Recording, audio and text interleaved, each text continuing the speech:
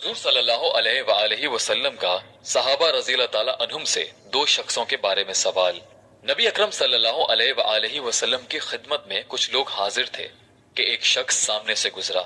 हुजूर सल्लल्लाहु अलैहि वआलैहि वसल्लम ने दरियाफ्त फरमाया कि तुम लोगों की इस शख्स के बारे में क्या राय है? अर्ज किया, या रसूल अल्लाह, शरीफ लोगों में है, वल्लाह इस काबिल है कि अगर कहीं निकाह का पयाम दे दे तो कबूल किया जाए, किसी की सिफारिश कर दे तो मानी जाए। हुजूर सल्लल्लाहु अलैहि वसल्लम सुनकर खामोश हो गए। उसके बाद एक और साहब सामने से गुजरे। हुजूर सल्लल्लाहु अलैहि वसल्लम ने उनके मुतालिक भी सवाल किया। लोगों ने कहा, या रसूल अल्लाह, एक मुसलमान फकीर है, कहीं मंगनी करे तो ब्याह न जाए, कहीं सिफारिश करे तो कबूल ना हो, बात करे तो कोई मुतवज्जा ना हो। आप सल्लल्लाहु अलैहि वसल्लम ने इरशाद फरमाया कि इस पहले जैसों से अगर सारी दुनिया भी भर जाए तो उन सब से ये शख्स बेहतर है। फायदा मतलब ये है कि महज दुनियावी शराफत अल्लाह के यहाँ कुछ भी वक़्त नहीं रखती।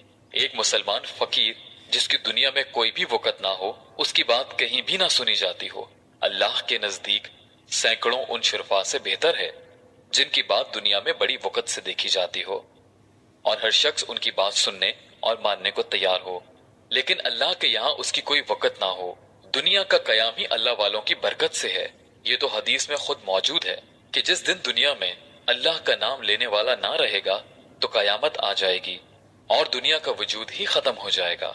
अल्लाह के पाक नाम ही की ये बरकत है कि दुनिया का सारा निजाम कायम है।